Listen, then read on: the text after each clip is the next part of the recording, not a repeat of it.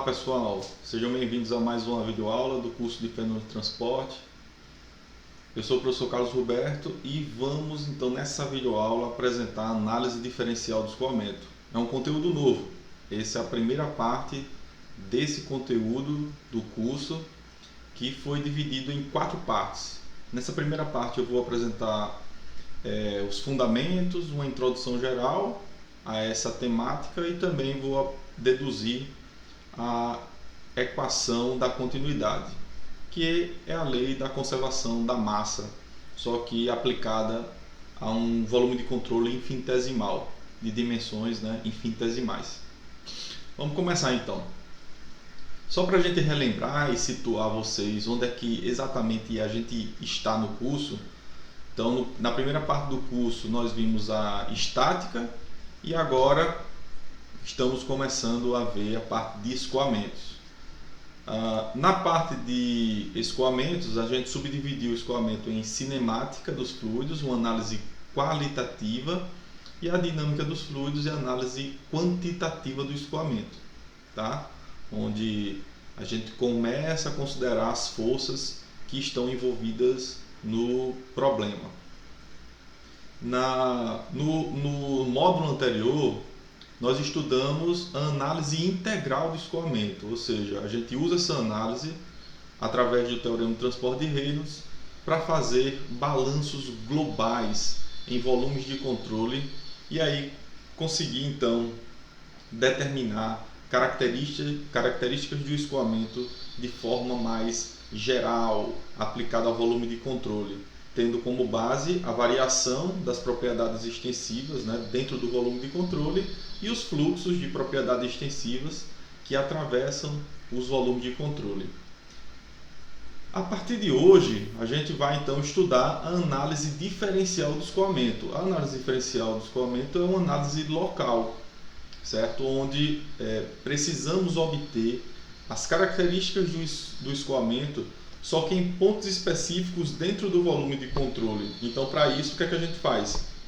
A gente então segmenta o volume de controle em elementos infinitesimais e daí a gente começa a deduzir então a formulação matemática para esses elementos infinitesimais dentro do volume de controle. E em função disso a gente consegue então determinar essas características em pontos específicos dentro do domínio. Muito bem, e a análise experimental, que é a análise que veremos no próximo módulo, a análise dimensional do escoamento, ela está associada então mais à questão a uma análise experimental. Então, a partir de experimentos, a gente começa também a deduzir várias equações que podem ser utilizadas para determinar características do escoamento.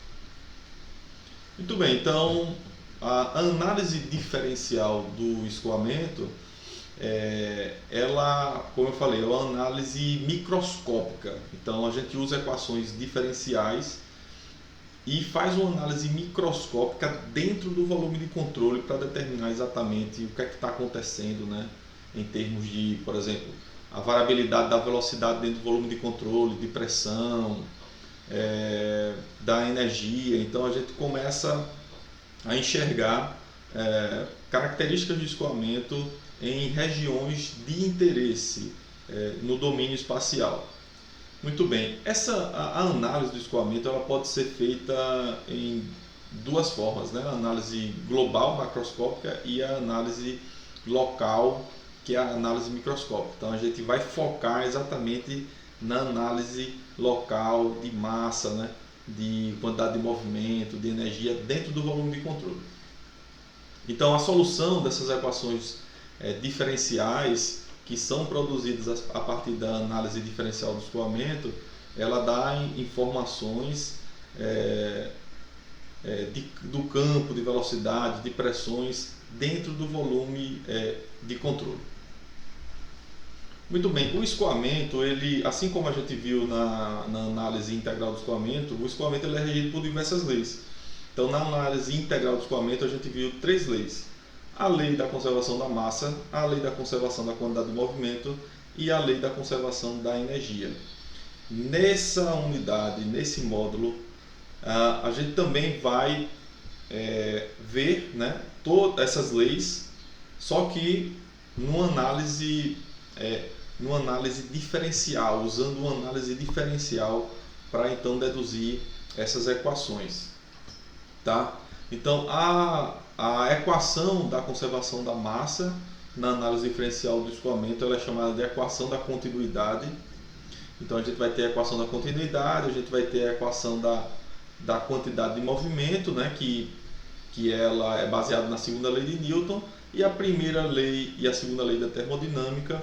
E isso são assuntos, né, que são vistos em fenômenos de transporte 2. Tá? Então não está dentro do escopo dessa disciplina. Então isso é visto, né, basicamente nos cursos de engenharia em disciplinas específicas, né? No caso, fenômeno de transporte 2 ou transferência de calor também são disciplinas muito conhecidas que a gente começa a ver com maior detalhamento a primeira e a segunda lei da termodinâmica. Então, nesse módulo, focaremos então na demonstração de duas equações, a equação da continuidade, que é o balanço de massa, e a equação da quantidade de movimento, que é o balanço da quantidade de movimento. Vamos iniciar então pela equação da continuidade. Então, qual é o princípio? O princípio é o mesmo da análise integral do escoamento. A gente parte do balanço de massa, só que no caso lá era um volume de controle. Nesse caso aqui vai ser um elemento infinitesimal, certo? Então é como se fosse um volume de controle também, só que de forma infinitesimal, tá? Então ele é um elemento infinitesimal de dimensões infinitesimais dx, dy, dz, onde a gente vai fazer um balanço de massa nesse elemento infinitesimal. Mas a regra continua sendo a mesma, né, da análise global, ou seja, para o princípio da conservação de massa ele não muda, mesmo sendo um elemento infinitesimal.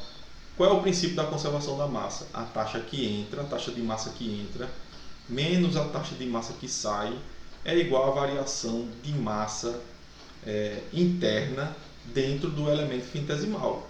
Tá? Então, esse princípio ele não vai mudar tanto numa análise macroscópica como numa análise microscópica, como a gente vai ver agora.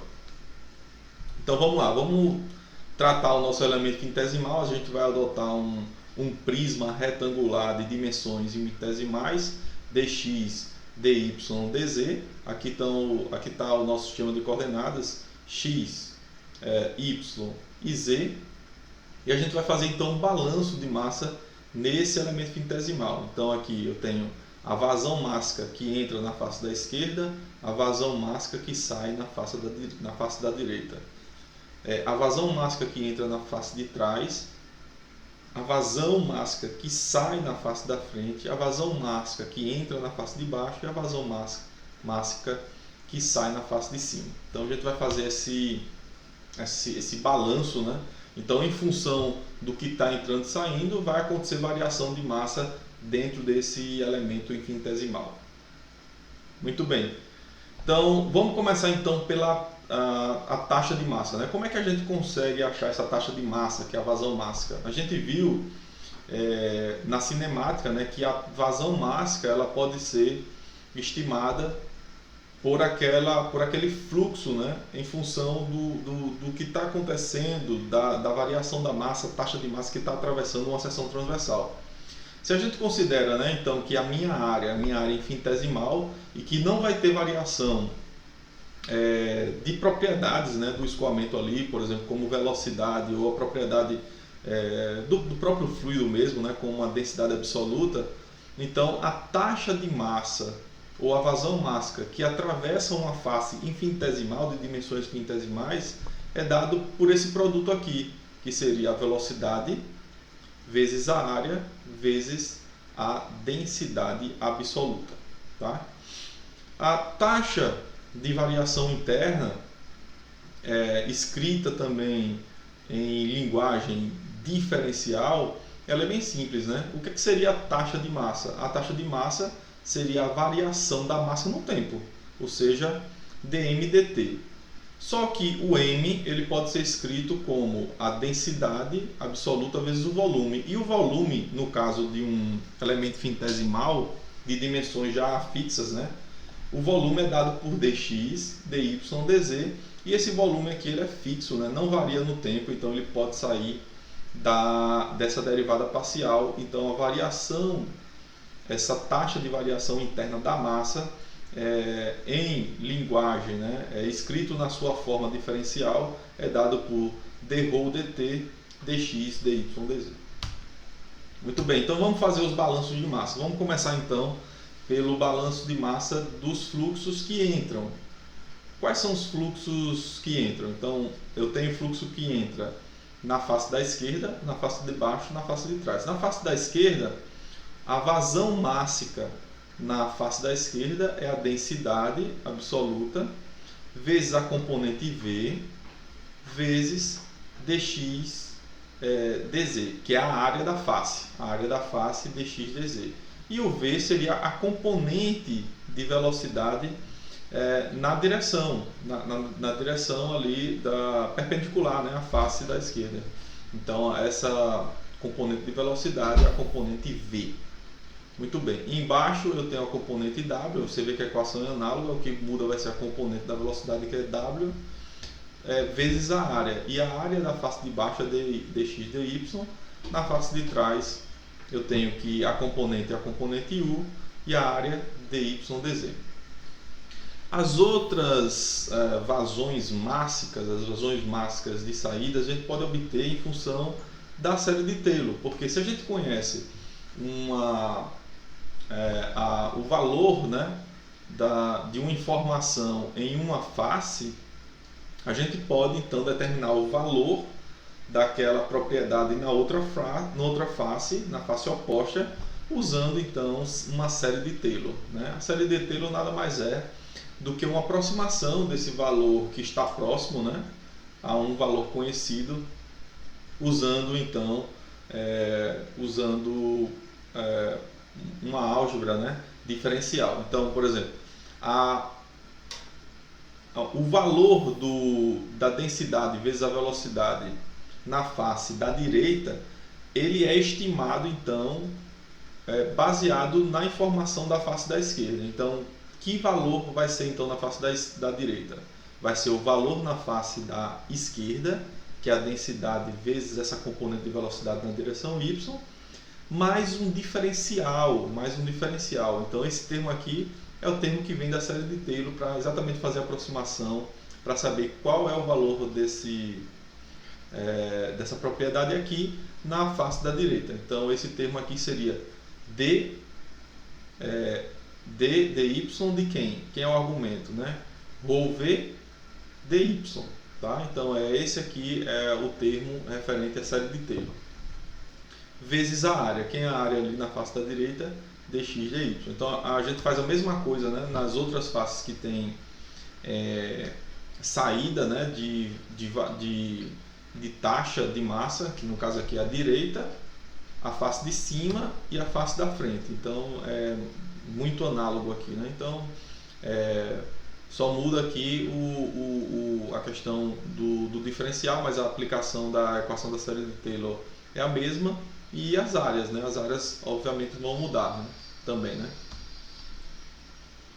Muito bem, então resumindo a história, a taxa de matéria, de massa que entra são dados por esses três termos aqui, certo? E a taxa que sai, dado pela vazão mássica da direita, cima e frente. E quando a gente subtrai um do outro, o que é que sobra no final? Ele vai sobrar esses termos aqui diferenciais, ó, de derivadas parciais, né? Porque o termo que não tem a derivada, ele vai se anular quando a gente faz essa subtração da taxa de massa que entra menos a taxa de massa que sai. E aí cai os termos que não têm as derivadas, só ficam os termos aqui de derivadas parciais. Então a taxa de massa que entra menos a taxa que sai é menos d rho u dx mais d rho v dy mais d rho w dz dx dy dz, e dx dy dz a gente sabe bem que é o volume, né? Exatamente o volume do elemento finitesimal. Então, substituindo esse termo no princípio da conservação da massa, como a gente mostrou logo no início, então a gente tem que a variação da massa ela é igual então à taxa de massa que entra menos a taxa de massa que sai. Essa subtração da taxa de massa que entra com a taxa de massa que sai, a gente acabou de ver agora, né, no slide anterior, que é dado por esse termo aqui. E a gente viu logo no começo da demonstração da fórmula que a variação da massa dentro do volume de controle é dado por dρ dt dx dy dz. Olha o que dá para fazer aqui, ó. Esse di dx dy dz ele se apresenta dos dois lados da equação e a gente pode simplificar e obter então a equação da conservação da massa, né? Escrito em linguagem diferencial. Então, dado por essa equação aqui, ou seja, dρ dt mais dρ u dx mais dρ dv dx mais dρ w dz é igual a zero. A gente pode escrever essa equação de forma mais compacta, né? Por quê? Porque esses três termos aqui, referentes às derivadas no espaço, eles podem ser compactados em função desse operador matemático chamado gradiente. Então, o gradiente, que é um operador matemático, que é dado exatamente por essas derivadas só, né, espaciais, dρx, dρ dx, dρ dy, dρ dz, que é um vetor, né, de um operador matemático. Se a gente pega esse operador matemático e faz um produto escalar dele com a densidade absoluta vezes o vetor velocidade, a gente vai chegar exatamente nesses três termos aqui, como vocês estão vendo nessa equação expandida, né? Então a gente chama essa equação de uma equação mais compacta, mas continua sendo a mesma equação, é uma equação escalar, né? Não é uma equação vetorial essa equação, é uma equação escalar. No caso aqui eu tenho uma equação mais expandida e esse caso aqui uma equação mais compacta. Casos particulares. Quando a gente considera que o escoamento é permanente, não existe nenhuma variação de propriedade, né, do fluido ou do escoamento no tempo. Então, nesse caso, o termo referente à derivada da massa específica no tempo vai ser igual a zero, né? Ou seja, não existe variação da massa específica no tempo, então esse termo é zero. E aí a equação da continuidade ela fica mais simplificada, então só vão ter aqui os termos referentes às derivadas espaciais. Quando o fluido é incompressível, o que acontece? Eu posso considerar então que a minha massa específica é constante e aí a equação se reduz a simplesmente esses três termos aqui. Por quê? Porque no caso da densidade ser constante, tanto a derivada no tempo dessa densidade absoluta vai ser igual a zero, e a densidade absoluta que estava dentro das derivadas espaciais, ela pode sair, né? Porque como ela é constante, ela não vai variar no espaço, então ela sai e ela vai acabar sendo multiplicada aqui por esses três termos. E aí eu consigo simplificar a massa específica e aí eu fico então só com essa equação mais simplificada. Então isso é uma simplificação muito recorrente, né? Em problemas de engenharia, adotar que o fluido é incompressível, daí a gente trabalha com uma equação bem simplificada. Se a gente for escrever essa equação em uma forma mais compacta, ela simplesmente vai ser escrita como o gradiente, que é o operador matemático, gradiente escalar o vetor velocidade. Então, se a gente faz esse gradiente, né, o produto escalar entre o gradiente e o vetor velocidade, a gente vai ter exatamente esses três termos aqui. Muito bem. Tem muitas aplicações na engenharia que é muito mais simples, né, a gente usar um sistema de coordenadas cilíndricas do que um sistema de coordenadas cartesiano. A gente demonstrou então a equação da continuidade aplicada a um sistema de coordenadas cartesiano, mas em alguns casos, por exemplo, em escoamentos em tubulações, que é uma coisa muito recorrente, né, na engenharia, se a gente adotar esse sistema de coordenadas cartesiano, vai ficar mais complicado o problema para resolver. Então, nesses casos, né, em escoamento em tubulações, muito melhor, né, usar um sistema de coordenadas cilíndricas, onde eu tenho os meus três eixos. Então são os eixos radial, o eixo angular, né, que é o θ, e o eixo longitudinal. Então, esse eixo longitudinal, ele vai depender exatamente da direção que a tubulação está apontada, né? Se a tubulação está na vertical, apontada na direção Z, essa direção longitudinal então é a direção Z. Mas se a minha tubulação está na horizontal, apontada na direção X, então esse termo aqui vai ser a componente da velocidade na direção X, né, que é o U dx, certo? Então esse último termo aqui é referente exatamente, né, à direção longitudinal da tubulação. Então vai depender exatamente de cada problema, onde é que essa tubulação ela vai estar apontada. Nesse caso aqui, nessa equação, aqui a gente tem que a tubulação estaria apontada na direção Z, tá, pessoal? Mas assim, basicamente, para chegar nessa equação da continuidade em coordenadas cilíndricas, a gente parte do mesmo princípio, né, que é o princípio da conservação da massa. A taxa de massa que entra menos a taxa de massa que sai é igual à variação de massa dentro do elemento finitesimal, só que usando coordenadas cilíndricas, e a gente consegue obter esses três termos. Bom, nesse curso a gente não vai demonstrar essa equação, né? Mas se vocês quiserem a demonstração dessa equação, vocês podem encontrar em algumas referências, tá? De mecânicas dos fluidos, de acordo com o programa da disciplina, que vocês podem obter também no site da disciplina. Para fechar essa aula, eu vou fazer esse exercício aqui, que é o exercício do livro, referente lá, né, a lista de exercícios, seria o exercício 6.1. Ele diz assim, ó, a componente de velocidade ao longo do eixo x é o x igual a 10 menos 40 sobre x ao quadrado. Esse u aqui está em metros por segundo, certo? A velocidade, a componente de velocidade em metros por segundo. Essa componente de velocidade aqui, ó, essa equação é referente, que ele falou aqui, né? A componente de velocidade ao longo do eixo x. Então seria essa linha de corrente aqui, ó, a linha de corrente central, certo? Você vê aqui que o eixo x está aqui, o eixo y está aqui. Veja que a origem do sistema é exatamente o centro aqui do cilindro, certo? E eu tenho um escoamento que ao redor do cilindro. É como se fosse um pilar né, de uma ponte, né? E esse pilar é um pilar cilíndrico. E eu tenho um rio passando embaixo, né?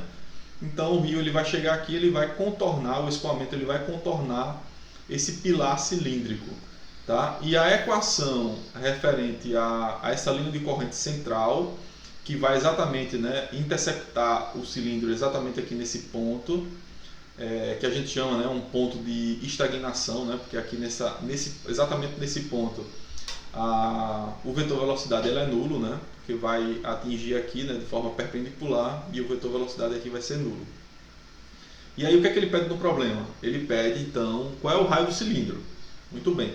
E ele também pede para a gente fazer uma aproximação da componente y da velocidade, que é a componente v, no ponto x igual a menos 3, y igual a 0,1, supondo que o escoamento ele é incompressível e que as coordenadas estão em metros. Muito bem. Então, como eu falei para vocês, ele deu a equação dessa linha de corrente aqui central, que é a linha de corrente que passa pelo eixo x, e divide o escoamento ao redor do cilindro, certo? Como eu falei também, essa linha ela apresenta um ponto de estagnação, exatamente aqui nesse ponto de interceptação da linha de corrente com a fronteira aqui do cilindro. Então ele toca aqui nesse ponto, e nesse ponto aqui, ó, qual é a coordenada desse ponto aqui? A coordenada desse ponto, o x aqui, ó, o x está a origem aqui do sistema, aqui está a origem do sistema, o x está apontado para lá como positivo, né? E nesse ponto aqui o x equivale ao raio do cilindro, né? Então da origem até esse ponto aqui eu tenho o raio, e no caso aqui, como esse ponto ele está aqui antes da origem, então o x equivale a menos r, né? Ou seja, menos o raio. Muito bem, então nesse ponto aqui de estagnação, o x é igual a menos r, e o vetor velocidade, como eu falei para vocês, né, que é dado pelas componentes u e v, tá, é igual a 0, 0. Então o vetor velocidade ele é nulo nesse ponto aqui, não existe valor, né, em módulo aqui do vetor velocidade num ponto de estagnação. A água nesse caso aqui está parada. Substituindo a equação na linha de corrente, então ele deu que a linha de corrente é dada por essa equação, né? A linha de corrente central, U igual a 10 menos 40x ao quadrado. Então se a gente substitui aqui, ó, quando x é igual a menos r, então a gente substitui, então menos r ao quadrado vai dar r ao quadrado, e quando x é igual a menos r, o u é zero, então a gente substitui aqui, 0 igual a 10 menos 40 r ao quadrado, e a gente é só isolar o r ao quadrado e vai perceber aqui que o r ao quadrado vai dar 2 metros, tá? Então o raio desse cilindro equivale a 2 metros. E dando continuidade, né, ele quer também que a gente ache uma expressão para a componente v, né, a componente da velocidade na direção y. Então, para a gente achar essa equação, o que é que a gente vai fazer? A gente vai usar exatamente a equação da continuidade que a gente acabou de demonstrar. E essa equação da continuidade, ela nos fornece uma relação entre os gradientes espaciais das componentes de velocidade. No caso aqui, eu tenho um escoamento bidimensional e ele falou também que era um escoamento incompressível, tá?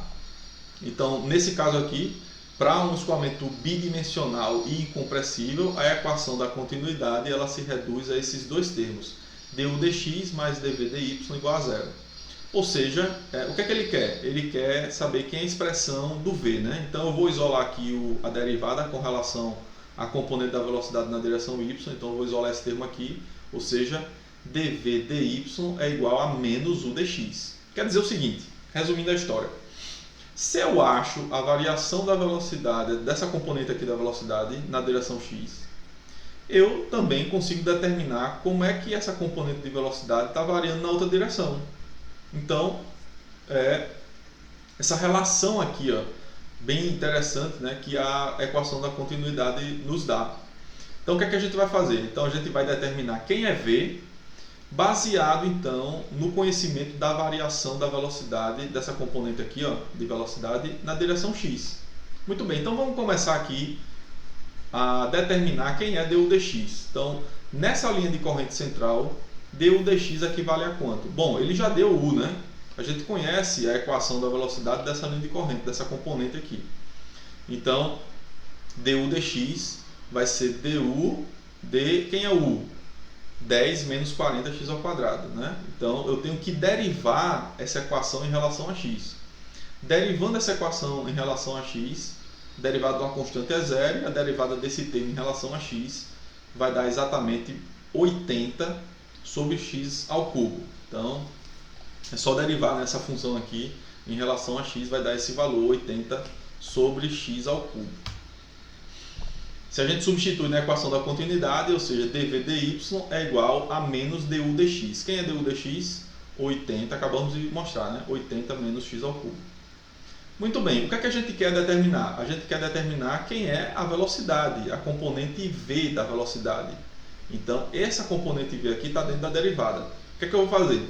Eu vou pegar esse dy, colocar para o outro lado da equação, então vai ficar dv igual a menos 80x ao cubo dy, e vou integrar. Por quê? Porque o v ele é o argumento, né? Então, para achar a função primitiva, eu preciso fazer integração. E essa integração ela é definida, né? Porque saindo da linha de corrente, dessa linha de corrente central, o v é zero, né? Eu só tenho o componente u, não tenho a componente v, tá? Então o v é zero, até um valor, né?